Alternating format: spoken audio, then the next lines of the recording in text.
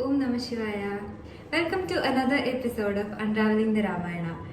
Today we'll start a new chapter in this book, and this is called Sahadharmacharini. So we will be discussing about Sita's commitment towards Rama, and we'll also be discussing some of the happenings that occurred during their forest life as time passed. So Rama and Sita did not know each other before they got married, and they had no idea about each other. So when Rama had lifted that Shiva Dhanush, he had no idea that he was going to marry Sita. He just lifted it because he was curious as a Kshatriya, as a prince, right? And even Sita never heard about Rama until just 3 days before her marriage. So and on the day of their wedding was the first time that they both even met each other. Till then they have not even seen each other. And when Janaka placed Sita's hand in Rama's, he said that I am offering you this daughter of mine. She will be your Sahadharmacharini and your equal partner in dharma. So it means that she will be your wife and she will stick by you in all aspects of dharma. And with every passing day since then, Rama and Sita fell deeper and deeper in love with each other. And they were so connected to each other that they didn't even need words to communicate. They could communicate with their hearts. And Rama's heart was fixed on Sita, and for Sita there was never a moment that she was not thinking about Rama. So when Rama was asked to go to the forest, he didn't have much trouble in communicating this to his own mother and Lakshmana. He managed that well. But when it came to Sita, he didn't know how to break the news to her, and he got emotional. So he asked Sita to stay back in the palace and take care of his mother and father. Sita was shocked to hear this, and she said, "Why do you speak to me like I don't know my role? Mother, father and siblings will live their individual lives, but it is the wife that sticks by the husband at all times through thick and thin. So if you're going, I'm going too. If you must walk on the paths of thorns, I will walk ahead of you, pulling out the thorns one by one to make your journey smooth.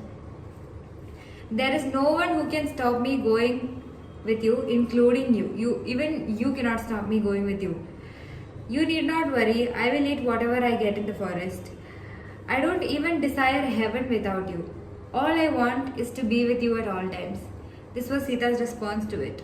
So since childhood she was raised in a palace, she had all the luxury, she was a princess, now she got married to Rama, they had blissful years in Ayodhya before Rama was about to be crowned as the next king.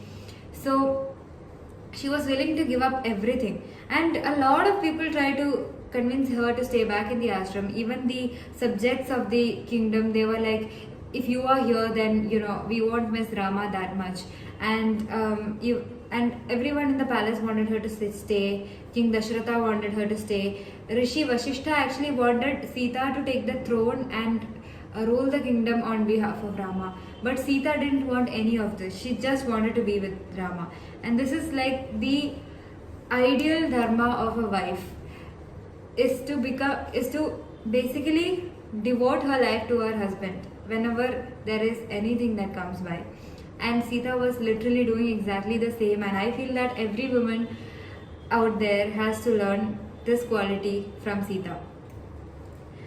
So when Sita said this to Rama, he was not sure if Sita understood what she was, getting herself into. Because forest life is not going to be easy at all, right? Especially for somebody who has lived in a palace for her entire life.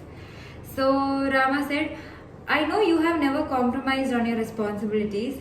I urge you to live by your responsibilities in Ayodhya, and because the life in the forest will be extremely hard, there will be so many animals who pounce on you, there will be Rakshasas, the streams of rivers will have crocodiles, you need to sleep on dry grass, so many poisonous snakes, spiders, scorpions, mosquitoes. Overall, it's going to be a great deal of physical and mental struggle. But this didn't move Sita one bit. She said, there might be hardships, but those hardships matter very less when I'm with you. That this turn of events is a part of my destiny. You must take me along. I promise, whatever the situation, I will live through it without complaining. And if you leave me and go, then you will see me dead.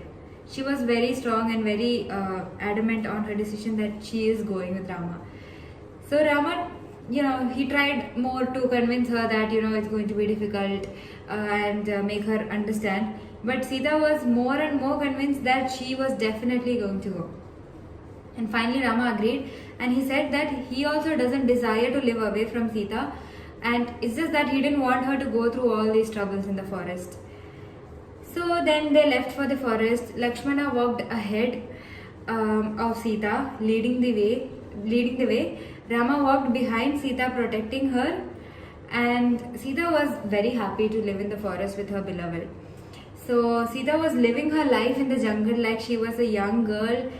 She was asking Rama all these questions about different things that she saw in the jungle, and Rama was happily answering them. They actually had a very good time. And they went to Chitrakoot, and they had a blissful year in Chitrakoot. That place was really beautiful, and they both were so immersed in each other. They had like a really good honeymoon period in Chitrakoot, and the nature was really good, and they had no troubles.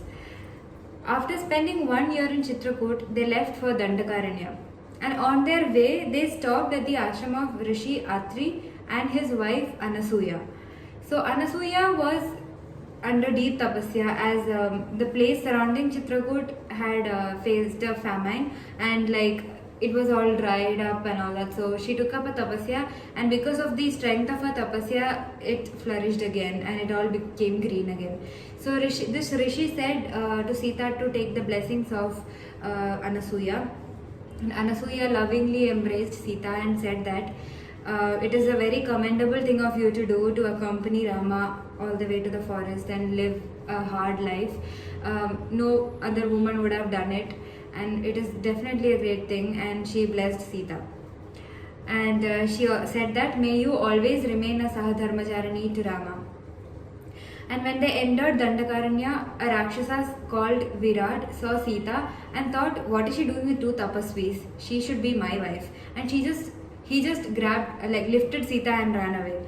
So Rama got shocked suddenly, and the first thing that came to his mind was, it is because of Kaikeyi that I'm facing all. Sita is facing all these hardships. But then he calmed down, and he and Lakshmana, Rama and Lakshmana fought this Rakshas and freed Sita, killed the Rakshas and freed Sita. So this was actually the first time that they faced a trouble after they came to the forest. The 1 year in Chitrakoot was good, and then now when they are moving to Dandakaranya, they started facing all these troubles. And after this incident, they went to the ashram of Rishi Sharbanga. And many rishis came there to seek Rama's help, because there were a bunch of man-eating Rakshasas who were, harassing them and blocking all their yajnas. So Rama readily agreed to help them. But Sita was a little uneasy about this. She felt that it was not really Rama's dharma to help them, because they did not do any harm to them. So why should we go and fight with somebody who has not done any harm to us? Because those Rakshasas didn't do any harm to us. They did harm to the other rishis, right? But Rama said that he explained to Sita that, look, I know you're saying this out of love for me, but the sages are facing a lot of trouble, and it is my Raja Dharma to help, to protect them. And be it Ayodhya or Dandakaranya or wherever I am in this world, I will follow my dharma, and I will protect the innocent and punish the criminals.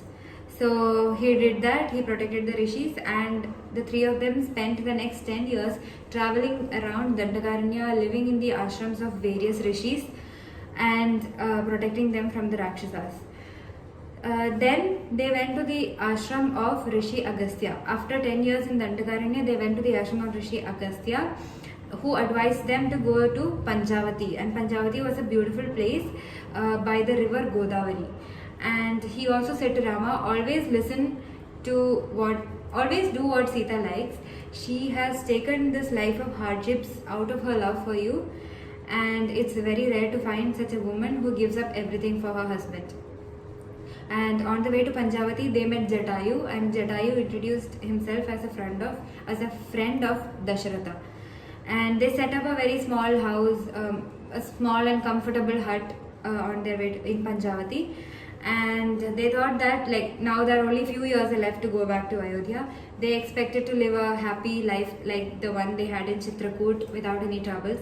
But little did they know what was coming for them when destiny began to unfold one day at a time. So we'll get into what comes after this in the next sessions. And so we all have a very important lesson to learn from Sita. Every woman should look up to Sita for her extremely amazing qualities as a wife. And with that, we can stop the session over here. Now, Shreya.